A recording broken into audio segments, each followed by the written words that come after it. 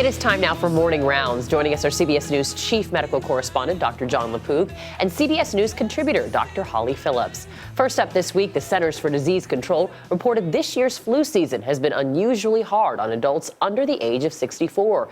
That group accounts for 2/3 of cases right now. Carter Evans was in California, one of the hardest hit states. Brad Kersey was a family man, a father of 4, and just 37 years old when he got the flu. The amazing thing about this was just the speed at which everything occurred. Mark Kersey says his brother checked into the hospital in January. He died 9 days later. By the time I was able to fly across the country, I unfortunately never got to see him again before he passed away. The flu is usually most dangerous for the very old and the very young. This season is different. According to the Centers for Disease Control, 61% of those hospitalized are between 18 and 64 years old. About 90% of flu cases are caused by the H1N1 strain of the virus. This is a little curious, and it's the first time we've seen this pattern since 2009 when this virus last circulated. Dr. Joseph Brzee is an epidemiologist at the CDC. He says the current vaccine covers H1N1 and is about 60% effective if you get the shot. This group, the non-elderly adult population, is the least likely population to be vaccinated every year because as adults we think we won't get the flu, or if we get the flu we won't be very sick. Brad Kersey did not get a flu shot this year, a mistake his brother hopes others will learn from. I think that, had he gotten a flu shot, this was probably preventable. And I've got some great memories, but it'd be a lot better if he was still with us. John, we heard there the pattern is different, but is the strain of flu itself different this year? Well, this is the H1N1, which is the same strain that caused the pandemic in 2009, as you heard in the piece. It turns out if you're born before 1957, there's a greater chance that you were exposed to a similar strain, so you might have some immunity to it if you're older. And that's why perhaps one of the reasons why the younger people are being affected. But also, you heard, I spoke to the CDC. They said only 1/3 of people 18 to 64 are getting vaccinated, and that's about half the rate as people 65 and older. Wow. Is it too late at this point, John, to get a flu shot? It's not. It takes about 2 weeks for the flu vaccination to kick in, and the flu season goes all the way to May sometimes. As the Winter Olympics in Sochi come to an end tomorrow, they might be remembered for the high number of injuries in extreme sports, designed to produce excitement as much as winners and losers. Skiing and snowboarding injuries have been particularly serious among women. Finland's Marika Ene, New Zealand's Christy Pryor, and Norway's Kirsti Baus all suffered concussions. Russia's Maria Komisarova fractured her spine. Her injury was so bad, she was visited by Vladimir Putin and required emergency surgery. Holly, is there a reason that women seem to be getting these injuries more than men? Well, Anthony, one really significant reason is that this is the first Winter Games in which women have been allowed to participate in many of these extreme sports, even ski jumping. This is the first time they've done it. So frankly, they haven't been training for as long or as intensely as the men, and they might be placed at a disadvantage for that reason. I mean, when you talk about equality in sports, though, this is really the first time, as you mentioned, ski jump, women can now do it.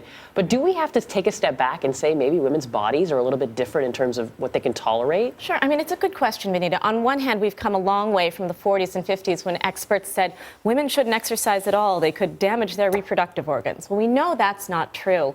But these Winter Games are really sort of stirring up a previous controversy about whether women's knees are more prone to injury than men's. We do know women have less muscle mass, even the extreme athletes. So it might be that the knee joint itself isn't as supported by the muscle, setting women up for ligament tears. Also this week, imagine the surprise of Craig and Kimberly Fugate. Doctors said ultrasounds showed the couple should expect triplets. But during a C-section, Mrs. Fugate gave birth to identical quadruplets. The odds of that are 13 million to 1. Kenley, Kaylee, Kristen, and Kelsey were born 3 months early. They are all doing well. A new study from the University of Michigan says obese children have a higher risk of serious elbow fractures and complications from something as simple as falling on the playground. John, why is it that obese kids seem to be suffering fractures more? Well, the authors of the study had a few ideas. First of all, if you're more obese, then you're more likely to be less physically active, and maybe if you're more sedentary, your ability to stop falling is not as good. Your balance is not as good. You're more likely to fall. Second of all, if you have a higher fat diet, The high fat may actually interfere with the absorption from your intestines of calcium, and your bones may be a bit more brittle. And then finally, just physics. The bigger you are, the harder you fall. Right. And so depending upon how you land, more likely to fracture. But Holly, after the fracture, are there other risks for these kids? There are, unfortunately. These kids are more likely to get complex fractures and fractures where the bones actually shred rather than have a clean break. They're also more prone to nerve damage and other complications like infections after, basically because they're not healing as fast. Finally, this week, researchers at the University of Chicago confirm what many people with elderly family members might already suspect.